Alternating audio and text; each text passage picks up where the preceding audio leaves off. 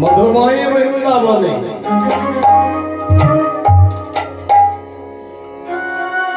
আর এই জ্যোৎস্না প্লাবিত রজনী শারদীয় পূর্ণিমার ঋষি। এই ঋষিটা যেন ঋষি নয়, মাধুর্যময় জ্যোৎস্না প্লাবিত ফুলে ফলে ভরা শত সহস্র ফুলের সৌরভে ভরে উঠেছে এই ঋষিটা। এই যে ঋষির বর্ণনা বা এই রাসলীলার বর্ণনা একদিন বলল কে?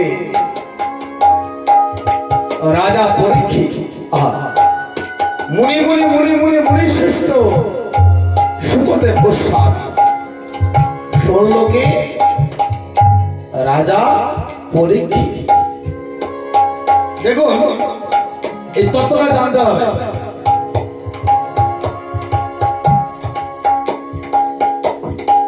রাসলীলা, এই যে রাসলীলার কথা শ্রবণ করেছিল রাজা পরীক্ষিত আর বর্ণনা করেছিল মহামনি সুখদেব গোস্বামী। তাহলে আমি যেটা বলছি, এই স্থানটা আমি নয়, কিন্তু ভাববেন না আমি, এই স্থানটা হলো সুখদেব গোস্বামীর স্থান। আর আপনারা যারা বসে আছেন মায়েরা বাবারা, এই স্থানটা হলো, এই আসনটা হলো সেই রাজা পরীক্ষিতের আসন। দেখুন এবার একটু পিছিয়ে যাই, তাহলে তত্ত্বটা বুঝতে পারবেন। একদিন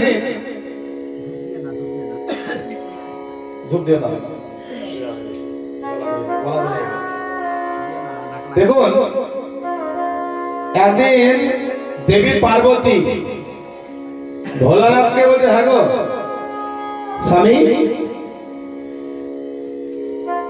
তুমি না আগুন নিগমের কথা জানো, তুমি হতো পরম বৈষ্ণব, কৃষ্ণ সার তত্ত্ব তুমি ছাড়া তো আর কেউ জানে না, আমাকে বলবে না? তুমি কি আমাকে বলবে না? বলে না। কেন? তুমি না নারী, তাছাড়া আমি ছাড়া কিন্তু আর কেউ এই আগম নিগমের সার তত্ত্ব কেউ জানে না, এটা বলা হয়। দেখো আমি না তোমার অর্ধাঙ্গিনী, আমি তোমার পত্নী, তুমি আমাকে বলবে না? বলবে কি আছে? না, তুমি না মেয়ে জাতি, তুমি এই শুনে সেই তুমি বলবে একে ওকে। তোমাদের পেটে কথা থাকে না, যতক্ষণ এই কথার ঢেকুর না তুলবে, যখন ওই কথাটা উদ্গার যতক্ষণে না করবে, ততক্ষণ তোমাদের এই পেটটা কামড় মারে, মোচড় মারে। দেখো আমি কথা দিচ্ছি, ত্রিসত্য অঙ্গীকারবদ্ধ হচ্ছি, আমি কাউকে বলবো না। তাহলে বেশ বেশ, তাহলে এই ঘোর রজনী যখন আসবে মধ্য ঋষি, আমি তোমাকে বলবো। বেশ তাই হয়। এইবার একেবারে মধ্য রজনী দেবী পার্বতীকে আমার ভোলানাথ বলছি, দেখো পার্বতী, আমি যখন বলবো না, তুমি আমার তালে তাল মিলিয়ে একটু সুর চুকিয়ে যাবে, ঠিক আছে? তুমি তালে তাল মিলিয়ে একটু সুর চুকিয়ে যাবে, তুমি কি আর বলবে, আমি বলতে বলতে যাবো, তুমি শুনবে আর হ হ হ এইভাবে একটা তাল ঠুকবে। বেশ, দেখবেন সবকিছুর একটা তাল না হলে কিন্তু কথা বলা বা গান করা যায় না, তাই কি? এখানে দেখছেন। তারপরে আবার দেখবেন ওই পড়শিতে পাড়ায় প্রত্যেক গ্রামে কিছু কিছু মেয়ে থাকে,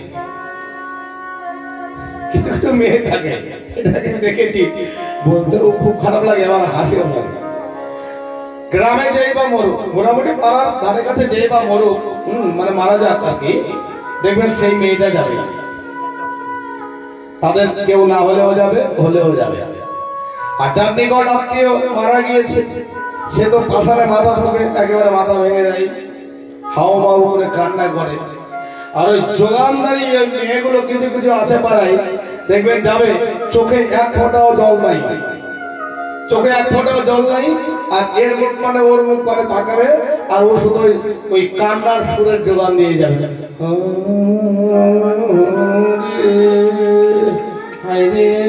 এই যোগান দিয়ে যায়। তা যোগান না হলে কান্না যেমন হয় না, যোগান না হলে ভাবের কথাও বলা যায় না। আমি বলে যাবো, চিৎকার করে যাবো, হ্যাঁ। আর এই যে তোমরা একটু মাথা নাড়াচ্ছ, হাসছো, তালি দিচ্ছ, উলুধ্বনি দিচ্ছ, এটাই হচ্ছে যোগান দেওয়া। আর আমি বলে যাবো, অনর্গল বলে যাবো 4 ঘন্টা, চিৎকার করে যাবো, আর তোমরা যদি বাপরে ঠান্ডা একেবারে ঢাকা করে চোখ আর মুখ ব্যবহার করে বসে থাকো, তাহলে কিন্তু আমাকে গান করতে ভালো লাগবে না। লাগবে কি? যোগান দান। ভোলানাথ বলছে, আর পার্বতী হো হো হো হো এইভাবে হো দিতে দিতে দিতে দিতে চলে যাচ্ছে। এইবার হো দিতে দিতে দিতে দিতে হো হো হো, আরে কি গো? অনর্গল বলে যাই, ভোলানাথ অনেকক্ষণ পরে দেখছে এই হো হো শব্দটা অন্য ধরনের লাগছে। কি গো, ঘুমালে নাকি? এই গৌরী, ঘুমিয়ে গেছো, এই যে তুমি শক্ত কাঠ হয়ে গিয়েছো। দেখবেন ঘোর ঘুমে যখন চলে আসে না, ঘোর ঘুমে যখন মানুষ একেবারে কাষ্ঠ সরব হয়ে যায়, কাঠের মতো শক্ত হয়ে যায়, কিমা হয় না? ভোলানাথের কোলে মাথা দিয়ে পার্বতী একেবারে কাঠ হয়ে গিয়েছে। কি গো,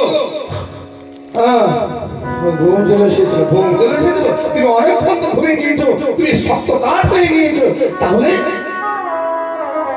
তুমি যে হুঁ দিচ্ছ কখন থেকে, তাহলে কে হুঁ দিচ্ছে? সর্বনাশ হয়ে গিয়েছে। ভগবানের কাছে কথা দিয়েছে, আগম নিগমের কথা কাউকে বলবে না। তোমার অনুনয় বিনয় আমি তোমাকে বলতে গিয়ে আমার সর্বনাশ হয়ে গেল। কে সবর বলে নিল, কে শুনলো? তুমি তো অনেকক্ষণ ঘুমিয়ে গিয়েছো, সর্বনাশ হয়ে গেছে। উপরের দিকে চাই দেখছে একটা গাছের ডালে শোক পাখির বাসা ছিল, বাসায় ডিম ছিল দুটো, একটা ডিম ফুটে একটা বাচ্চা বের হয়ে গিয়েছে। বাচ্চা বার হওয়ার সঙ্গে সঙ্গে কৃষ্ণ নাম শ্রবণ বলে গিয়েছে। যে যেন কৃষ্ণ নাম শ্রবণ করে সে হয় বড়ই চতুর। জন্মের সঙ্গে সঙ্গে কৃষ্ণ নাম চতুর, চতুর হয়ে গিয়েছে। সঙ্গে সঙ্গে মনে মনে ভাবছে, এত সুন্দর সমাধান তত্ত্ব কথা, এত সুন্দর হরি কথা, কৃষ্ণের কথা আমি শ্রবণ করছি, সব বুঝতে তো পারছি। ওই তো দেবী পার্বতী ঘুরে গেল, আমিও তার তালে তালে মিলিয়ে হো হো দিতে দিতে যাই, সুপাকের সারাটা শ্রবণ করছে, আর পার্বতীর মতো করে হো হো হো হো দিয়ে যাচ্ছে।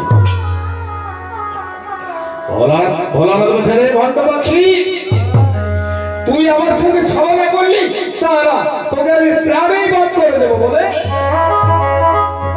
ভোলানাথ একেবারে তার ত্রিশূলখানি ছুঁড়ে দিয়েছে। ত্রিশূল যায় ছুটতে ছুটতে যায়, আর সব পাখির ছানা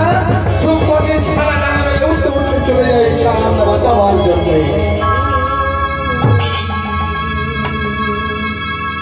প্রাণ বাঁচাবার জন্য পাখির ছানা উঠতে উঠতে চলে যায়, আর তার পিছনে ত্রিশূলটা মনোধাবন করে চলে যায়। পাখির ছানা মনে মনে ভাবছে, আর উপায় নাই, এবার আমি কোথায় লুকাই, কোথায় আমি আশ্রয় নেই, নিরাপদ স্থান কোনটা, কোথায় লুকালে আমার প্রাণ যাবে না। এমন সময় দেখছে অদূরে একটা নারী, এক মা জননী স্নান করে তীরে উঠে তার ভেজা চোখ যাচ্ছে। কে এসেছে? ব্যাসদেবের স্ত্রী, নাম তার আভা দেবী। ব্যাসদেব মুনির স্ত্রী আভা দেবী 4 দিনের ঋতুমতি থাকার পরে পুকুরে গিয়ে ভালোভাবে এই দেহটা ধৌত করে, গাত্র ধৌত করে তীরে উঠে তার ভেজা চুল যাচ্ছে। আগের দিনের মায়েরা এখন তো বাথরুমে স্নান করছে, বাড়ির ট্যাপ কলে স্নান করছে, টিউবওয়েলে স্নান করছে। আমি আগের দিনে দেখতাম মায়েরা স্নান করে পুকুর ঘাটে তীরে উঠতো, নীর হতে তীরে উঠতো, মানে জল থেকে ঢাকায় উঠতো, আর চুলটা জল ঝাড়তো কেমন করে? মা আমি দেখেছি এই গামছাটাকে নিঙারি এইভাবে পাক মেরে নিত। মিথ্যা হলে বলবেন, সত্যি তো? তারপরে কি করতো? মুখটাকে এইভাবে তুলে দিত, উপর থেকে চুলটাকে ঝুলিয়ে দিত এইভাবে, দিয়ে কেমন ঠিক এই পজিশনে এইভাবে।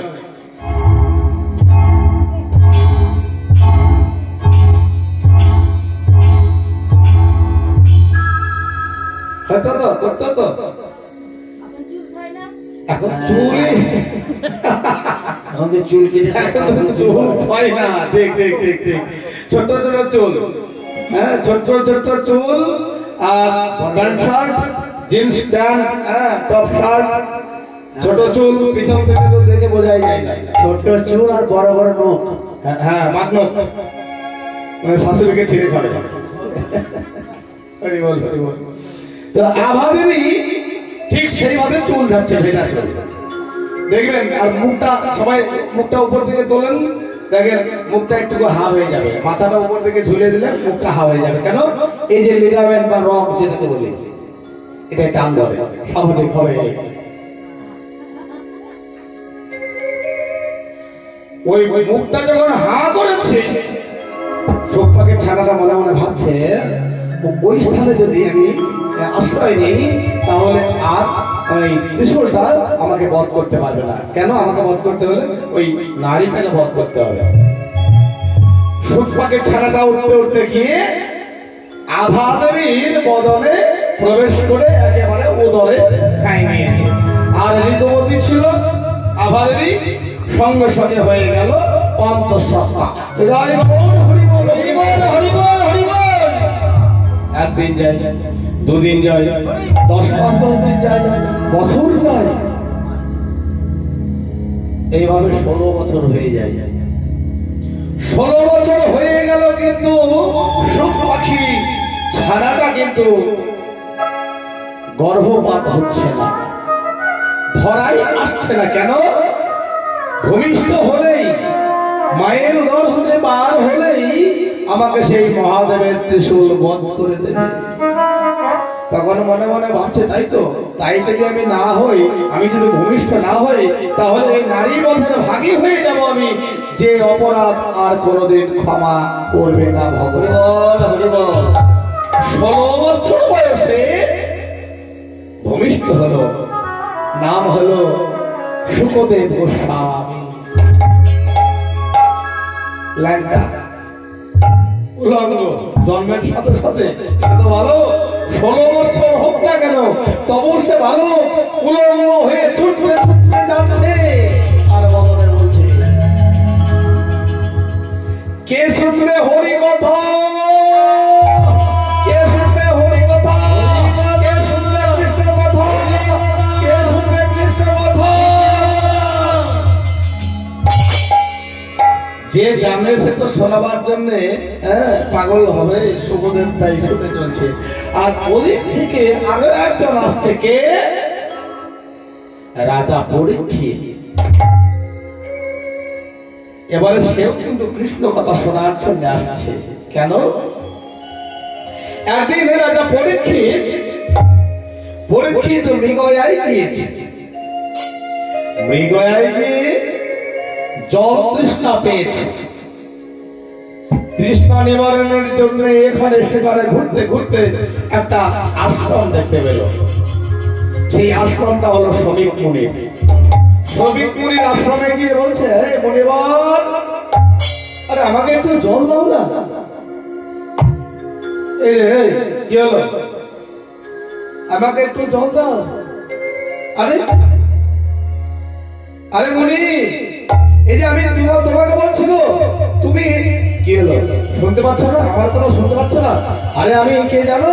আমি এই দেশের রাজা গো, আমি রাজা পরীক্ষিত, আমি অর্জুনের নাতি গো। বটেনি বেটা, ভারী দাম তো দেখছি। ধ্যানস্থ তোর ধ্যানের নিকুচি করেছে। আমি জল চাইছি, আমি এই দেশের রাজা, আমি জল পাবো না আর তুই ধ্যান করে যাবি। এই সময় ক্রোধান্বিত হয়ে রাজা পরীক্ষিত কি করলো, তার ধনুকের ছেলাই করে একটা মৃত সর্প পড়েছিল বাইরে, মৃত সর্পটা নিয়ে এসে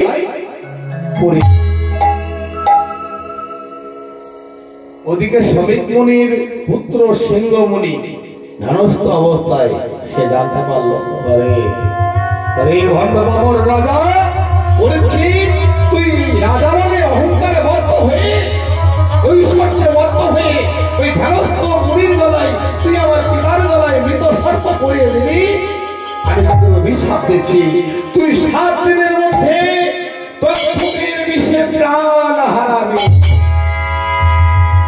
সাপ নিয়ে ইয়ার থাকলাম, ওই সাপের বিষেই তোর প্রাণ যাবে। সবচেয়ে বিষাক্ত সাপ হলো তক্ষক, তক্ষকের বিষে তোর 7 দিনের মধ্যে প্রাণ যাবে।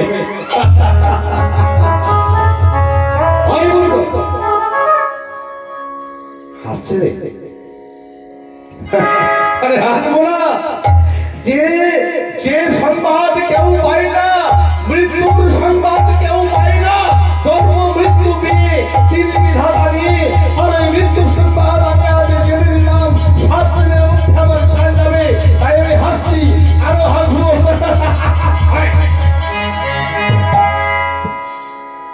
মূর্খ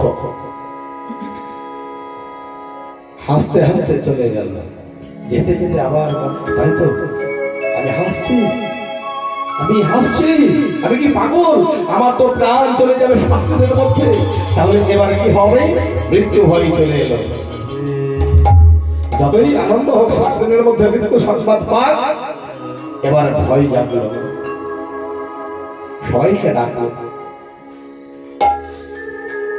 রাজ্যের মানিগুলি সবাইকে ডাকলো, যারা ভক্তি মার্গের ভক্ত তারা বলছে 7 দিন ধরে ভক্তি করো, দেব দেবীকে ভক্তি করো, তাহলে কিছু হবে না। যারা জ্ঞান যোগের ভক্ত তারা বলছে জ্ঞানী ব্যক্তির কাছে জ্ঞানের কথা শ্রবণ করো, তাহলে কিছু হবে। যারা হরি ভক্ত, কৃষ্ণ ভক্ত, নাম ভক্ত তারা বলছে একটাই উপায় আছে, 7 দিন ধরে যদি হরি কথা কৃষ্ণ কথা শ্রবণ করা হয় তাহলে এমন কেউ নাই, জম নাই যে তোমাকে নিয়ে যেতে পারবে। এটাই শেষ মতামত, ফাইনাল ডিসিশন এটাই হলো। বেশ তাই হবে, তবে এমন ভাবে উঁচু মাথায় থাকবো, যদি সাপ আসে তাহলে সেখানে পৌঁছাতে পারবে না। বেশ তাই হবে, উঁচু মাচা করা হলো, উঁচু মাচার উপরে 7 দিন 7 রাত ধরে হরি কথা কৃষ্ণ কথা হয়েছিল, ঠিক আছে? তারপরে শেষে মারা গিয়েছিল। তো দেখুন, ওই যে যারা হরি কথা কৃষ্ণ কথা ভালোবাসে তারা কি বললো, হরি কথা শ্রবণ করতে হবে, তাহলে প্রাণ যাবে না। এই ভয়ে এইটাই ফাইনাল করে নিয়ে, মনস্থির করে নিয়ে এবার রাজা পরীক্ষিত পাগল পানা হয়ে ছুটছে, ওগো কে শোনাবে হরি কথা, কে শোনাবে কৃষ্ণ কথা, কে শোনাবে হরি কথা। উভয়ের সঙ্গে উভয়ের দেখা হলো বক্তা আর শ্রোতা। বক্তা হলো মুনি, কে কি বললাম, শুকদেব গোস্বামী, আর শ্রোতা হলো আমার রাজা পরীক্ষিত। দিয়ে তারা হলো কি না, উঁচু মাথার উপরে 7 দিন 7 রাত হরি কথা কৃষ্ণ কথা শ্রবণ হলো, কিছুই হলো না। কিন্তু ব্রহ্ম মুহূর্ত থাকতে বিধাতা দেখছে যদি এই সময় পরীক্ষিতের প্রাণ না যায় তাহলে তো মনির অভিশাপ বিফলে যাবে। এবার দেখুন হরি কথা কৃষ্ণ কথা, এবারে দেখুন এখানে নিগুণ তত্ত্ব একটা আসছে। হরি কথা কৃষ্ণ কথা শ্রবণ মূলে নিতে নিতে নিতে নিতে নিজের চৈতন্য এলো, জ্ঞান এলো। রাজা পরীক্ষিত নিজেই মনে মনে ভাবছে, তাই তো এই 7 দিন 7 দিনের মধ্যে 7 দিন 7 রাতের মধ্যে যদি আমার প্রাণ না যায় তাহলে মুনিকে অবমাননা করা যাবে। নিজে থেকে হরি কথা কৃষ্ণ কথা বন্ধ করতে বলল। ব্রহ্ম মুহূর্ত সামান্য সময় থাকতে যেমনই সুখদেব গোস্বামী হরিকথা কৃষ্ণ কথা বলা বন্ধ করলো, সঙ্গে সঙ্গে ওই ফুলের মধ্যে পিঁপড়ের মতো রূপ আকার ধারণ করে ওই তক্ষক বিষাক্ত সাপ উঠেছিল, নিজ রূপ ধারণ করলো। ধারণ করে পরীক্ষিতের একেবারে মস্তক পরিচ্ছন্ন, সঙ্গে সঙ্গে পরীক্ষিত প্রাণে মারা গেল। হরি বল, হরি বল, হরি বল, হরি বল, হরি বল। তাহলে চলুন এবার আমরা যাই, এবার আমরা লীলার মাধ্যমে যাই।